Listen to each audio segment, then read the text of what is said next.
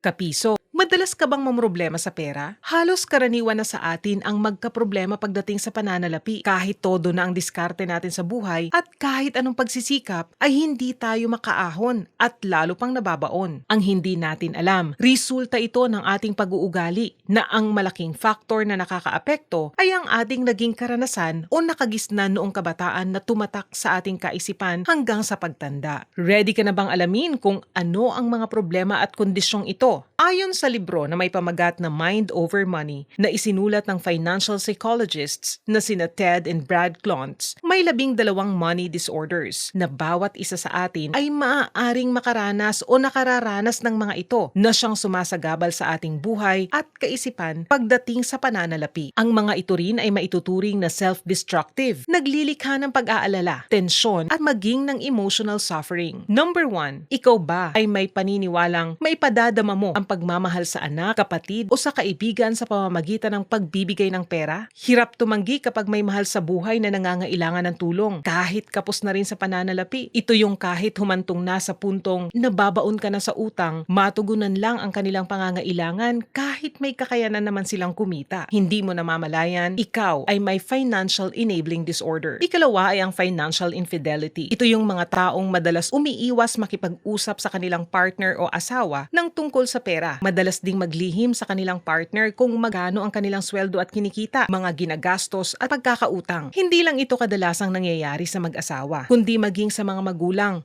o sa loob ng pamilya. Ayaw i-disclose ng magulang sa kanilang mga anak ang usaping pinansyal sa loob ng tahanan. Number 3 ay ang financial incest disorder. Ito yung mga magulang o guardian na madalas na isinasangkala ng mga bata o anak upang matugunan ang kanilang pangangailangan sa pera. Isang halimbawa din ito ang pag-uutos sa mga batang anak para mangutang sa kamag-anak o sa ibang tao. Number 4 ay ang financial dependency. Ito yung umaasa sa ibang tao para suportahan sila financially, kahit kaya naman nilang magtrabaho para sa kanilang sarili. Kadalasang halimbawa nito ay asawang babae na umaasa sa suporta at kinikita ng kanyang asawang lalaki o maging lalaki na umaasa sa kinikita ng babae. Halimbawa din ito ang mga magulang na kaya pang magtrabaho at kumita pero umaasa sa suportang ibinibigay ng kanilang anak o ang mga anak na nakadepende pa rin sa mga magulang kahit may kani-kaniya ng pamilya. Ikalima ay ang workaholic o workaholism disorder. Sobra magtrabaho na hindi isinasaalang-alang ang relasyon sa pamilya o sa kaibigan, kundi nakafocus na lamang sa pagtatrabaho para kumita ng pera. Ito yung mga taong hindi binibigyan ng time ang sarili para makapag-relax o makapag-unwind. Hindi rin halos makatulog ang mga ito dahil sa kakaisip sa mga hindi pa nagagawang trabaho, kung kaya sila rin ang madalas na nakararanas ng anxiety at depression. Ika-6 ang overspending o compulsive buying disorder. Kung ikaw ay napakagastos at kadalasang nababaon sa utang dahil sa luho, madalas mag-shopping at mamili ng mga gamit na hindi naman kailangan, dapat mong malaman na ikaw ay nakararanas ng kondisyong ito na kung hahayaan mo lamang ay mababaon ka sa problemang pinansyal. Ika-7 ay ang compulsive hoarding. Isa pang disorder na hindi natin namamalayang may mali ay ang pag-iimbak ng mga gamit sa bahay kahit hindi na kailangan. Kung ugali mo ang pag-iipon o pagtatambak ng mga bagay kahit wala nang pakinabang at nagpapasikip sa iyong bahay, aba, mukhang may problema ka na nga. Ito rin yung mga taong itinatago lang ang pera at ayaw ipagkatiwala sa iba ang kanyang salapi. Kahit pailagak sa bangko, mas gusto nilang itinatago na lamang sa kanilang bahay.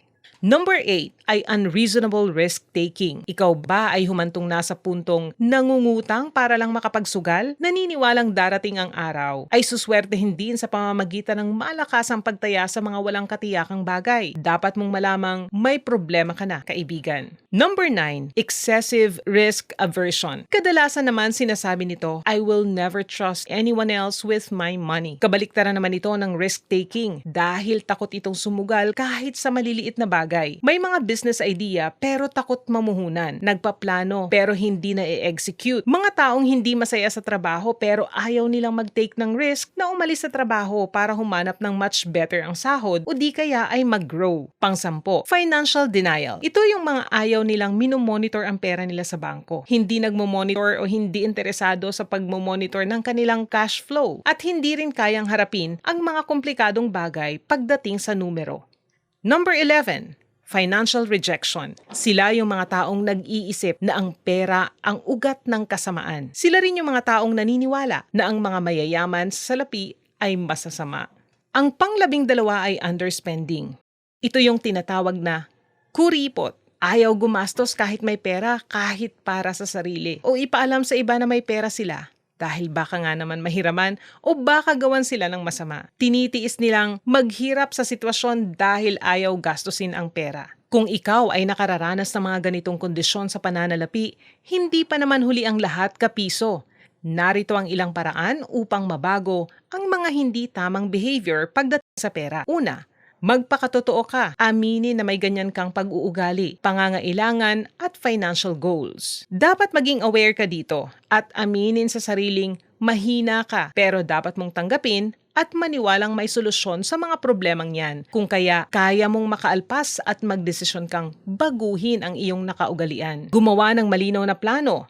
Maglaan ng pera, limitahan ang paggastos, mag-set ng time frame na 1 hanggang 2 buwan, tapos mag-reflect. I-assess ang sarili kung umepekto ba ang pamamaraang yon. Dapat nating alamin ang problema. Gamutin ang sarili kung may mga karanasan tayo sa panahon ng kabataan na siyang tumatak sa ating kaisipan at siya nating pinanghuhugutan ng mga behavior na yan. I-analisa at i-manage ng maayos ang ating animal mind habang pairali naman ang rational na kaisipan. Dapat isipin na tayo ang may kontrol sa sarili at hindi ang ibang tao. Magdasal at magnilay-nilay. Tandaan, bawat sugat ay humihilom, bawat problema ay may solusyon.